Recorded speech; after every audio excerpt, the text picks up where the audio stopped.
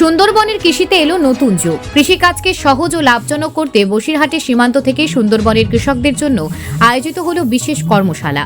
রাজ্য সরকারের সহযোগিতায় এই প্রথমবার হারোয়া ব্লকের আত্মপ্রকাশ করলো এগ্রিকালচার ড্রোন টেকনোলজি। এই অত্যাধুনিক ড্রোন ব্যবহার করে সহজেই জমিতে জলসেচ, রাসায়নিক সার, কীটনাশক প্রয়োগ করা যাবে, যা চাষের খরচ কমাবে এবং ফলন বাড়াবে।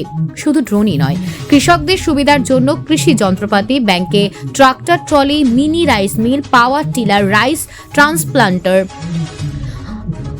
পালভারাইজার সহ একাধিক অত্যাধুনিক সরঞ্জাম থাকবে। কৃষকরা সুলভ মূল্যে যন্ত্রপাতি ভাড়ায় নিয়ে চাষ করতে পারবেন। হারোয়ার বাসাবাটিতে আয়োজিত কর্মশালায় কৃষকদের হাতে বিনামূল্যে বীজ ও কৃষি সরঞ্জাম তুলে দেওয়া হয়। কর্মশালায় উপস্থিত ছিলেন তৃণমূলের কৃষক ও ক্ষেত মজদুর কমিটির রাজ্য সভাপতি পূর্ণেন্দু বসু, অন্যান্য বিশিষ্ট ব্যক্তিরা। সংগঠনের সভাপতি তরিকুল আলম বাপি বলেন, এই অত্যাধুনিক যন্ত্রপাতি সীমান্ত থেকে সুন্দরবন পর্যন্ত লক্ষাধিক কৃষকের জন্য আশার আলো দেখাবে। Bureau report, news prime Times. পাবে আগে একটা যে ধরনের ড্রোন আছে, যে আকাশপথে গিয়ে আমরা মানে করবে, সেটার দাম 20-30 হাজার টাকা। সরকার 65, কোনোটায় 55, কোনোটায় 45% আপনার ভর্তুকি দিচ্ছে। তাহলে তাদের দাম মূল্যটা কত কমে গেল। আধুনিক যন্ত্রপাতি কতটা কমে পেয়ে তারা চাষটা আরও বেশি আধুনিকভাবে করতে পারবে এবং অল্প পয়সায় আপনার ফসল উৎপন্ন করতে পারবে। আগামী দিনে পরিকল্পনা আছে, আমাদের উদ্দেশ্য হলো এটা হচ্ছে প্রতিনিধি ভিত্তিক সম্মেলন, পলিটিক্যাল প্রোগ্রাম। মমতা ব্যানার্জি কৃষকদের জন্য কি করেছে, মমতা ব্যানার্জি কৃষকদের জন্য কি কি সুবিধা দিচ্ছে এবং কৃষকদের জন্য আগামী দিনের যে ভাবনা, সেটা আরও বেশি নিম্নবিত্ত, শ্রমিক, মধ্যবিত্ত, কৃষি সম্প্রদায়ের মানুষদের কাছে আমাদের তৃণমূলের বার্তা, কৃষকদের প্রতি এই সরকারের যে উন্নয়নের বার্তা পৌঁছে দেবো। সেই জন্য আমরা এই সম্মেলন থেকে বিভিন্ন কর্মসূচি গ্রহণ করব। তার মধ্যে একটা কর্মসূচি কৃষকের সঙ্গে নিশি যাপন হবে আমাদের। আমরা প্রতিটা ব্লকে ব্লকে গিয়ে মাঠে মাঠে গিয়ে কৃষকদের সঙ্গে দেখা করব এবং আমরা সেই পাড়াতেই একটা শিবির তৈরি করে কৃষকদের সঙ্গে সমস্যা, তাদের কি প্রবলেম, আমরা সেই সমাধানে একটা নোটশিট তৈরি করব। সেই নোটশিট আমরা আমাদের রাজ্য সভাপতি যিনি আছেন কৃষকরা, তাকে পাঠাবো এবং সর্বভারতীয় সভানেত্রী নেত্রী মমতা বন্দ্যোপাধ্যায়ের কাছে আশা করছি বাড়বে। আশা করছি তো বাড়তে পারে যদি মানে অল্প দামে যদি আধুনিক যন্ত্রপাতি পায়, তাহলে কৃষকরা চাষ করতে আরও সুবিধা পাবে। তাহলে কৃষিকাজে তাদের আরও সংযুক্ত হওয়ার পরিবেশ থাকবে, তারা কাজ করতে আগ্রহী হবে। কৃষক সংগঠন কৃষকদের কাছে আবার পৌঁছবে, কৃষকদের কাছে এই কথা বলবে যে আপনাদের জন্য মমতা বন্দ্যোপাধ্যায় কী করেছে আর বিজেপি কি করছে না গোটা দেশের ক্ষেত্রে, এই কথাটা তুলে ধরো। কেন্দ্রের বঞ্চনা নিয়ে সব কিছুই, আমি তো উদাহরণ দিয়ে বললাম যে দেখুন, 10টা যদি মাল্টি কোল্ড স্টোরেজ তৈরি করে দিত, তাহলে কৃষকদের ফসল ফেলে দিতে হতো না, এত পচে যেত না। 37% ফসল নষ্ট হচ্ছে। এটা কেন্দ্রীয় সরকার প্রায় 500 কোটি টাকা দিলে পশ্চিমবাংলা ভেসে যাবে। আমরা সবটাই পারব, আরও এগিয়ে যেতে পারব। কেন্দ্রীয় সরকার সমস্ত ক্ষেত্রে কৃষকদের বঞ্চনা করছে, শুধু এইটুকু না। ধরুন সার, আমি বলিনি, সারের ক্ষেত্রে পশ্চিমবাংলার ডিএপি সার যত লাগে তার 1/3 ভাগ দিয়েছে, আধা দিয়েছে, বেশিরভাগটা দেয়নি। তার ফলে কি হচ্ছে আপনারা জানেন, চাহিদা বেশি থাকলে, যোগান কম থাকলে কালোবাজারি, কৃষকদের বেশি টাকা দিয়ে সেটা কিনতে হচ্ছে। এর জন্য দায়ী কেন্দ্রীয় সরকার। কেন্দ্রীয় সরকার গোটা দেশে যে চাষবাস হয়, সেই চাষবাসকে আধুনিক যে কৃষি, সেই কৃষির ক্ষেত্রে তারা এখনও রাসায়নিক নির্ভর কৃষিকে তাকেই প্রাধান্য দিচ্ছে। মুখে বলছে পরম্পরাগত কৃষি বা জৈব চাষ, কিন্তু তার জন্য বিশেষ কিছু করছে। আমাদের রাজ্যে অনেক কথা না বলেও মমতা বন্দ্যোপাধ্যায় এই যে জৈব হাটটা করে দিয়েছে, এইটা দিয়ে প্রমাণ দিয়েছেন যে জৈব বাজার আছে, তাহলে জৈব চাষও হয়। তা এই যে জায়গাগুলো, এই জায়গাগুলো আমরা তুলে ধরতে চাই। থেকে বেশি আর একটা জোর দিই, সেটা হচ্ছে কৃষি বিজ্ঞান ও গবেষণার। আমাদের রাজ্যে নতুন নতুন ল্যাবরেটরি তৈরি, যে ফসলের মান কীরকম সেটা পরীক্ষা করার জন্য, পরীক্ষা করে বিদেশে সেই ফসল পাঠানো হয়।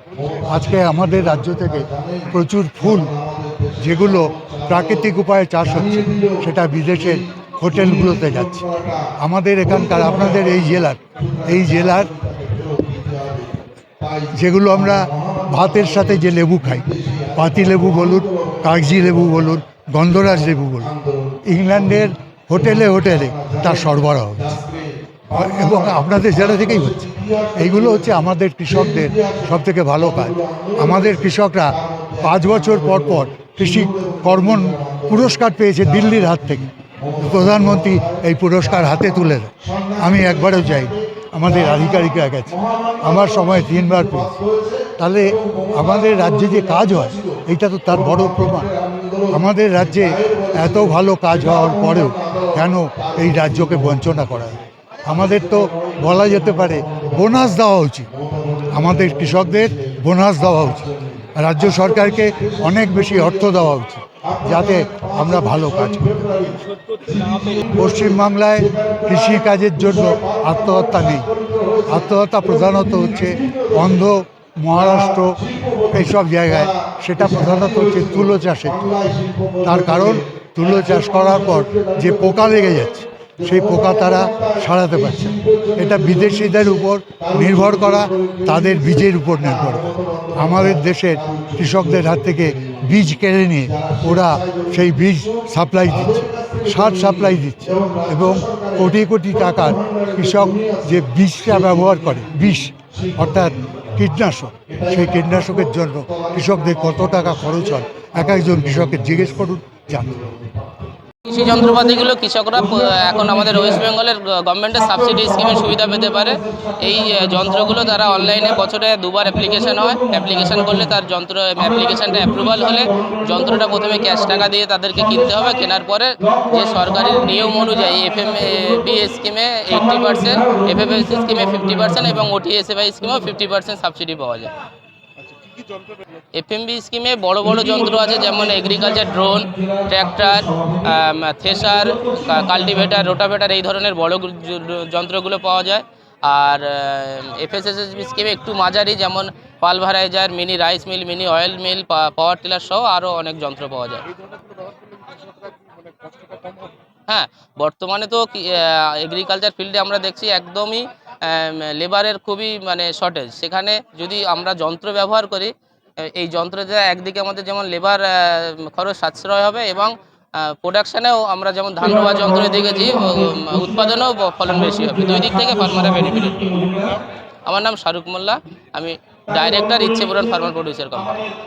আমরা মূলত যে পশ্চিমবঙ্গ সরকারের কৃষি দপ্তরের অধীন যে প্রকল্প আছে ফার্ম মেশিনারি ব্যাংক, সেই ফার্ম মেশিনারি ব্যাংকের অধীন আমরা 3টে যন্ত্র নিয়েছি। একটা হচ্ছে ট্র্যাক্টর, একটা হচ্ছে রোটাভেটার, আর একটা হচ্ছে পালভারাইজার।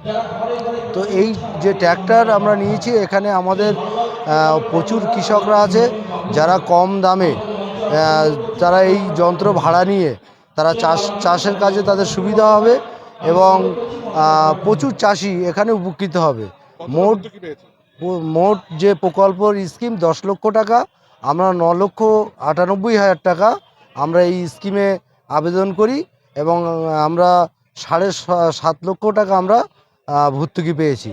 এবং এই যে ফার্ম মেশিনারি ব্যাংক হাড়োয়া ব্লকে স্থাপিত হয়েছে, এখানে হাড়োয়ার অগণিত কৃষক এই ফার্ম মেশিনারি ব্যাংকের হাবের মাধ্যমে এখানেও তারা উপকৃত হবে।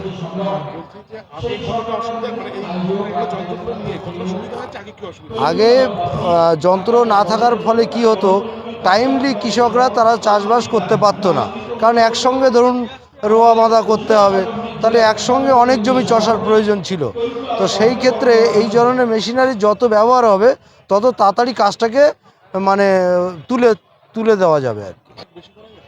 আগে থেকে অনেক বেশি চাষ করা যাচ্ছে এবং যেহেতু প্রকৃতির সঙ্গে এখন বিভিন্ন টাইম চাষিদের সাথ দিচ্ছে না, সুতরাং একসঙ্গে একটা শর্টেজ টাইমের মধ্যে অনেক জমি চাষবাস করা সম্ভব হচ্ছে।